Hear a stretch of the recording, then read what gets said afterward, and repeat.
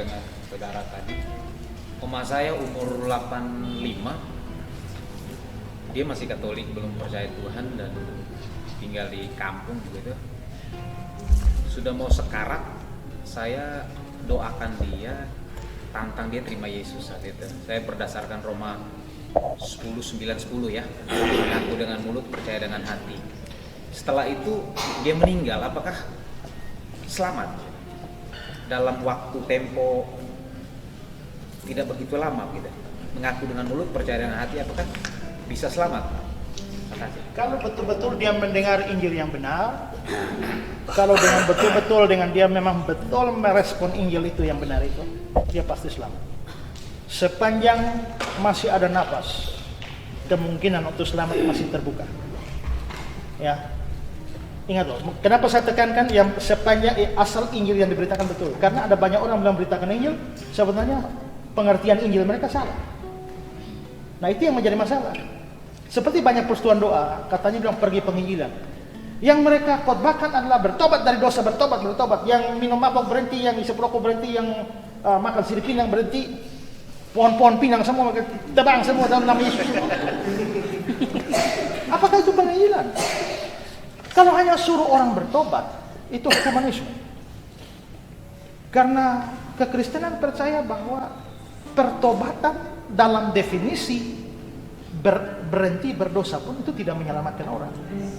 Sama seperti hutang tidak bisa selesai dengan berhenti hutang, begitu juga dosa tidak selesai dengan berhenti berdosa. Mesti ada pembayaran hutang. Nomor 1 bayar hutang, nomor 2 baru berhenti hutang. Nomor 1 harus ada yang bayar dosa, nomor 2 baru berhenti dosa. Nah kalau orang bilang, wih pokoknya lu berhenti minum mabuk sudah, berhenti makan sirip pinang sudah, berhenti ini sudah, mereka langsung loncat nomor 2. Tapi nomor 1 yang menjadi inti yaitu Yesus Kristus mereka tidak beritakan. Nah itu penginjilan salah. Nah kalau misalnya orang sekarat dan injilinya begitu, orangnya percaya salah, maka seperti itu bagi saya tetap tidak selamat. Tapi kalau Injil yang diberitakan benar, manusia tidak bisa lolos dengan cara apapun, tidak bisa selamat dengan cara apapun, perbuatan baik, amal saleh, termasuk berhenti berdosa. Hanya satu yang bisa menolong, juru selamat telah mati di kayu salib, ya, dan sekarang dia menuntut kepercayaan pada dia dan seterusnya. Inti Injil diberitakan dan mau percaya, mau. Tuntun dia sampai betul-betul berdoa sambut Yesus. Saya yakin dalam detik terakhir pun dia selamat. Dia bisa mati dalam agama dia, dikubur dalam agama dia, tapi dia pasti diselamatkan. Dia termasuk dalam invisible church. Gereja itu ada 2. Satu namanya visible church, gereja yang kelihatan. Satu namanya invisible church, gereja tidak kelihatan. Gereja lokal dan gereja universal. Gereja lokal dalam doktrin eklesiologi, doktrin gereja itu ada 2 macam gereja. Gereja lokal yaitu gereja yang terletak di lokasi tertentu. Peniel Oebabo itu di lokasi Oebabo, Oeba, Oepura, macam-macam. Itu gereja lokal. Tapi gereja universal itu adalah seluruh orang percaya pada segala zaman, pada segala waktu. Penjahat di samping Yesus itu pasti anggota gereja. Tapi baptis kapan? Tidak. Tapi sini kapan? Tidak. Daftar nama di gereja ada? Tidak. Tidak juga.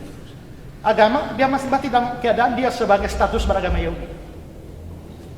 Tapi dia anggota gereja yang tidak kelihatan. Jadi kalau Oma agama lain, tapi kalau betul berespon terhadap Injil yang benar di akhir hidupnya, dia termasuk dalam gereja yang tidak kelihatan itu. Selamat. Tapi ingat ya, itu bukan patokan bahwa kita tunggu pas napas-napas sudah tua baru terima Yesus. Karena tidak ada yang jaminan bahwa kau pasti sampai zaman oma-oma. Tidak ada. Ya.